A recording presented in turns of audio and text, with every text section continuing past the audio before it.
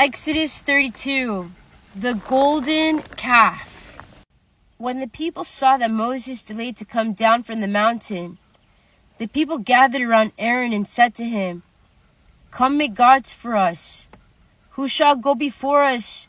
As for this Moses, the man who brought us up out of the land of Egypt, we do not know what has become of him." Aaron said to them, "Take off the gold rings that are on the ears of your wives, your sons, and your daughters, and bring them to me." So all the people took off the gold rings from their ears and brought them to Aaron. He took the gold from them, formed it in a mold, and cast an image of a calf. And they said, "These are your gods, O Israel, who brought you out of the land of Egypt." When Aaron saw this, he built an altar before it. And Aaron made proclamation and said, "Tomorrow shall be a festival to the Lord." They rose early the next day and offered burnt offerings and brought sacrifices of well-being. And the people sat down to eat and drink and rose up to revel. The Lord said to Moses, "Go down at once. Your people whom you brought up out of the land of Egypt have acted perversely. They have been quick to turn aside from the way that I commanded them. They have cast for themselves an image of a calf and have worshipped it and sacrificed to it and said, 'These are your gods, O Israel, who brought you up out of the land of Egypt.'" The Lord said to Moses, "I have seen this people, how stiff-necked they are. Now let me alone, so that my wrath may burn hot against them, and I may consume them. And of you I will make a great nation." But Moses implored the Lord his God and said, "O Lord, why does your wrath burn hot against your people, whom you brought out of the land of Egypt with great power and with a mighty hand? Why should the Egyptians say, 'It was with evil intent he brought them out to kill them in the mountains and to consume them from the face of the earth'?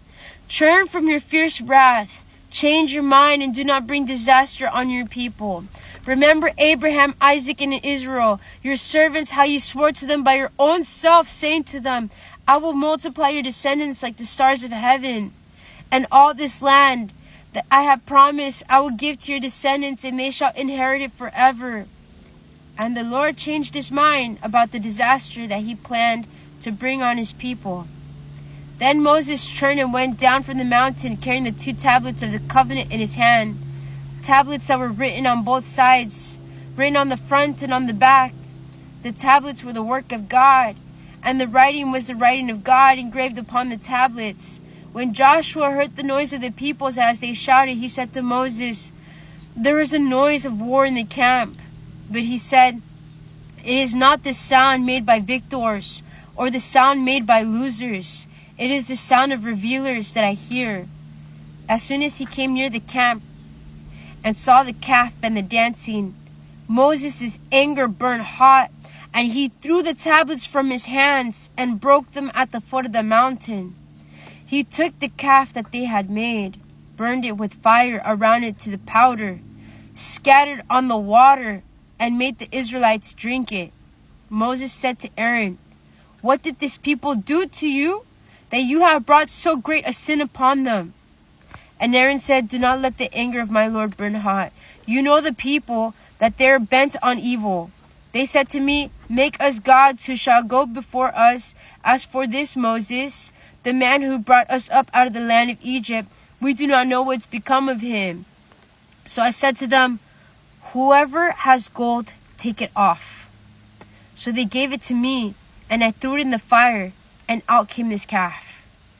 When Moses saw the people were running wild, for Aaron had let them run wild to the derision of their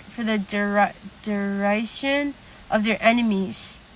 Then Moses stood on the gate of the camp and said, "Who is on the Lord's side? Come to me." And all the sons of Levi gathered around him. He said to them, "Thus says the Lord, the God of Israel, put your sword on your side, each of you. Go back and forth from gate to gate throughout the camp, and each of you kill your brother, your friend, and your neighbor." The sons of Levi did as Moses commanded, and about 3,000 of the people fell on that day. Moses said, "Today you have ordained yourselves for the service of the Lord, each one at the cost of a son or a brother, and so have brought a blessing on yourselves this day." On the next day, Moses said to the people, "You have sinned a great sin, but now I will go up to the Lord. Perhaps I can make atonement for your sin." So Moses returned to the Lord and said, "Alas, this people has sinned a great sin.